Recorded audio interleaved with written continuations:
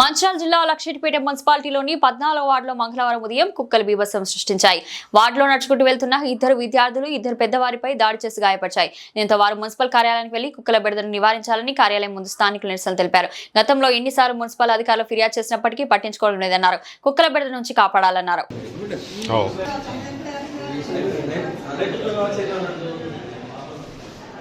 उसको भी इंजेक्शन डालेगी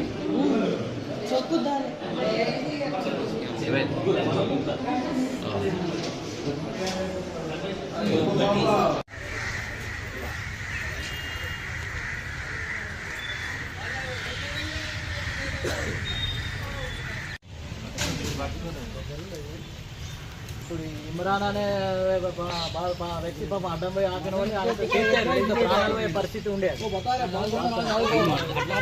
స్కూల్కి వెళ్తున్నాడు. స్కూల్కి వెళ్ళే టైంలో కుక్క అయితే వచ్చి కరిసింది. మా లక్షట్పేటలో విపరీతంగా కుక్కల బాధ కోతుల బాధ అయితే పెరిగింది. ఇది చాలాసార్లు రిపీట్ అయింది, కానీ ఎవరు పట్టించుకోవట్లేదు. దయచేసి ఇప్పుడు ఇది చూసిన తర్వాత నేను ఒక్కరిని కాదు, ఎట్ ఏ టైం ఒక ముగ్గురు నలుగురిని ఒకటేసారి ఒకటే కుక్క ఖర్చుకుంటూ వెళ్ళిపోయింది. సో స్కూల్కి వెళ్ళే పిల్లల్ని కూడా వదలట్లేదు. సో అధికారులందరూ కొంచెం ఫాస్ట్గా రెస్పాండ్ అయ్యి కుక్కలన్నిటి కూడా తీసుకుపోయి ఎక్కడన్నా వదిలేసి వస్తే చాలామంది బెటర్గా ఫీల్ అవుతారు.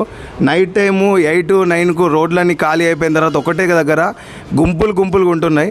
ఇప్పుడు నేను హాస్పిటల్ తీసుకొచ్చే ముందు కూడా ఇక్కడ మున్సిపాలిటీ ఆఫీస్ ముందే ఒక 10 కుక్కలు దాకా ఉన్నాయి. మరి ముంగటనే ఉన్న సార్ల వాళ్ళకి కనిపిస్తలేదా నాకైతే అర్థమవుతలేదు. సో వెంటనే రియాక్ట్ అయ్యి ఇవన్నీ క్లియర్ చేయవలసిందిగా కోరుతున్నాము. ప్లీజ్ పిల్లల్ని స్కూల్కి తీసుకొచ్చే టైంలో అయింది ఇది. పిల్లల్ని బడికి పంపించాలన్నా బయటికి ఎటన్నా ఆడుకోవడానికి పంపించాలన్నా కూడా భయపడాల్సిన పరిస్థితి అలా లక్షట్పేటలో. సో అధికారులందరూ రియాక్ట్ అయ్యి కొంచెం ఫాస్ట్గా ఈ ప్రాబ్లమ్ని క్లియర్ చేయవలసిందిగా కోరుతున్నాము.